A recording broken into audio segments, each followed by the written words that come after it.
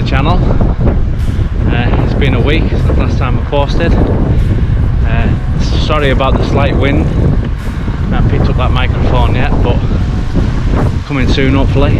So in today's video I'm going to be doing my negatives on the Orbea Gain.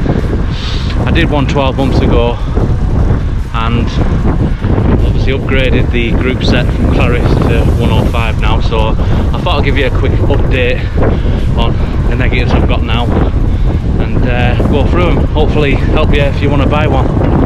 Right, let's get down, further down the ride.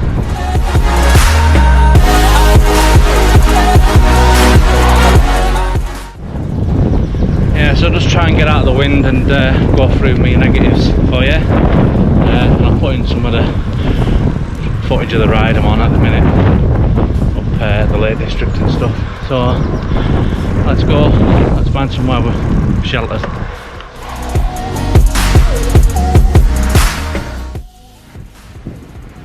The sun is coming out. So anyway, if you've watched any of my previous videos, you'd know that I bought the Orbea Gain12, which had the Claris group set on, and when I did the negatives last time, that was the biggest negative I found on the bike. So I've upgraded to the 105 system, and it's been an absolute dream. It's probably one of the best purchases I've bought for a bike. The upgrade is so, you know, it's just, I just can't even put it into words because it's such a one of the best things I've ever bought for the bike. Not only that, you get the hydraulic brakes from mechanical, which is the huge upgrade. I mean, it's a game changer, I think, hydraulic brakes. So if you can save up and get paid the extra to get the D30 Orbea Gain, I'd probably recommend getting that, or look into getting the D50 and seeing how much it costs for a bike shop to fit the 105 like I got done. So yeah, so that was the biggest negative last time, but which is I've alleviated because I've got the 105 group set. So I'm going to go through the other negatives which still annoy me.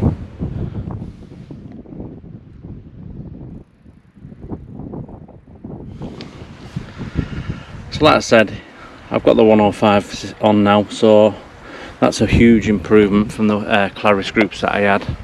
So the other negatives I had was, the first one was obviously the light mount. Now if you have read into these and you have spoke to people who've got an Orbea Gain, I'd say quite a lot of people have had them snap off on them, and obviously it happened to me, and I'll just put it through here and show you what happened to me. It basically, I had my Garmin on and I was riding along and it just sheared off and went off. Luckily the Garmin didn't have a scratch on it, so that was good. But I do recommend, if you do get one, probably get a tether or something for your Garmin, because they are expensive equipment, and luckily for me, mine didn't get damaged. It's just the plastic. It's just, I don't think it's very strong. Now, since I've had this one, and someone kindly said to me about there's 4 screws in when you fit it, and if you only tighten 2 of them, it'll just keep wobbling, and that's when you get the snap. So I did a video and I put it up here, how to fix the wobble, and I've had no problem since I tightened the 4 screws. So take a look at that if you're worried about it, and if you have got a bike and it is wobbling the front mount, because it'll show you how to sort that problem out. But it is quite cheap plastic, and there could be a chance if you have something heavy on there, especially the bigger Garmins or the bigger Komoot's and stuff, Wahoo, sorry, it could potentially snap off, so just be wary of that. So this is the next one, the Backlight. It is just in the most awkward position where you can have it. Luckily for me, as you can see, I have my radar and it just fits under the light. So if you needed your seat any lower and you wanted the Garmin radar on, you'd probably struggle to get it on your housing on your thing, and there's not really much else anywhere else, the way the shape of the frame is, to put it, unless you got like a made up mount to go under the seat here and put it from here, but then that would probably block the backlight, so it'd be a waste of time having the backlight anyways. Another thing is when you turn the bike on,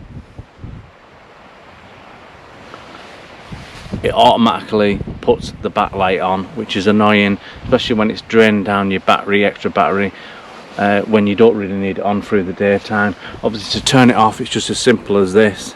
You press it until it flashes and then hold it down a bit, and then the backlight goes off. But problem is, every single time you turn the bike off, when you turn it back on, the backlight comes back on, and it's just annoying. Like, the front light is really good because it has its own switch on the side here, so that's always off unless you flick that switch on. See, and then it'd come on, but you've got like the switch.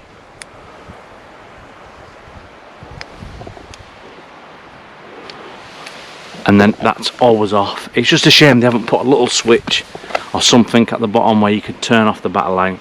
But I'm nitpicking on these negatives, and you know, I'm just trying to give you the negatives what annoy me a bit and hopefully help you out. Another thing is that just comes off. It's not attached to anything, and I think that's obviously designed just in case you have to get into it and change anything, because you don't want to super glue it, because you might have to get into it, the light. So obviously press it in. I know there's a lot of people who've lost them covers, and they're not really easy to find to get back, so that's just another negative on the bike. Yeah, just the final little negative, what frustrates me a bit, is just where the charging point is. It's just this charging point here. Now, it's just in an awkward place. It's really awkward to get it in sometimes. You've got to try and line up the arrows, which are not clearly marked. And not only that, if you've got a bottle, I've got one here which has got a hole into the wire, goes through here and into the slot.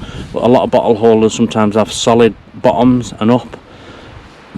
You'd have to basically take your bottle holder off every single time you wanted to charge it, so just be wary of that. It's only a slight negative, but the whole negatives of the bike are just slight, you know. And when I get onto the positives, you realise there's more positives than negatives. So anyways, let's get on. Yeah, just my final one, my slight little negative, is the lettering on the bike.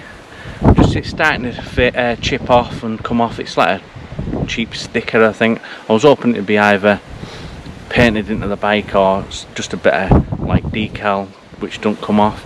It's starting to just chip away, and it does look a bit of a eyesore, especially when it's such a lovely looking bike.